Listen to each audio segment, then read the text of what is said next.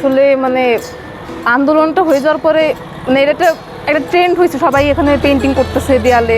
আর আমাদের স্কুলের ওয়ালগুলো আমাদের ফাঁকা ছিল, দ্যাটস ওয়াই আমরা ভাবছি কি যে আমাদের পেন্টিংগুলো একটু বেটার দেখাবে, স্কুলের মানুষজন দেখবে, বাইরের থেকে আসবে, দ্যাটস ওয়াই সুন্দর দেখাচ্ছে, মানে দ্যাটস ওয়াই আমরা এটা করতেছি। লাইক সেটা বলতে গেলে হয়তো হতে পারে যে কোনো ধর্মীয় সাম্প্রদায়িকতা থাকবে না, দেন হয়তো ছাত্ররা আরও বেটার অপরচুনিটি পাবে, অ্যান্ড এরকমই লাইক নতুন কিছু যেটা অ্যাকচুয়ালি এর আগে কখনো সম্ভব হয় নাই। অবশ্যই যে কয়েকবার অন্যায় হবে সেই কয়েকবার আন্দোলন করতে হবে, বিকজ অন্যায়ের বিরুদ্ধে কথা বলাই হচ্ছে দায়িত্ব।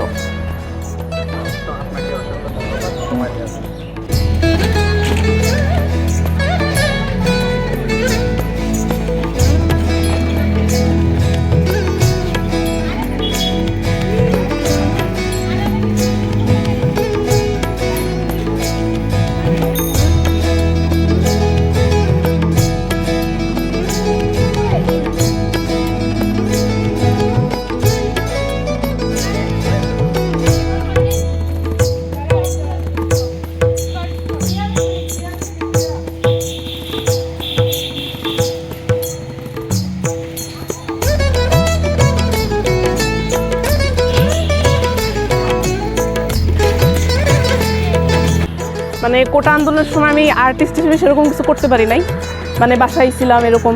সো ভাবলাম যে যদি আমরা মানে ইউনিটি নিয়ে কিছু মানুষে মানে করতে পারি, আর্টের মাধ্যমে প্রেজেন্ট করতে পারি, তাই স্কুলের থেকে দেওয়ালের যে স্কুলের দেওয়ালেরটাই আমার বেশি ভালো লাগছে, মনে হয়েছে যে স্কুলের দেওয়ালটা করলে পারে ভালো হবে। তাই হেডস্যারের কাছ থেকে অনুমতি নিলাম, হেডস্যার অনুমতি দিল, তাই কাজটা করতেছি। আমরা নেক্সটে অবশ্যই বৈষম্য বিরোধী, স্বৈরাচার মুক্ত একটি বাংলাদেশ দেখতে চাই।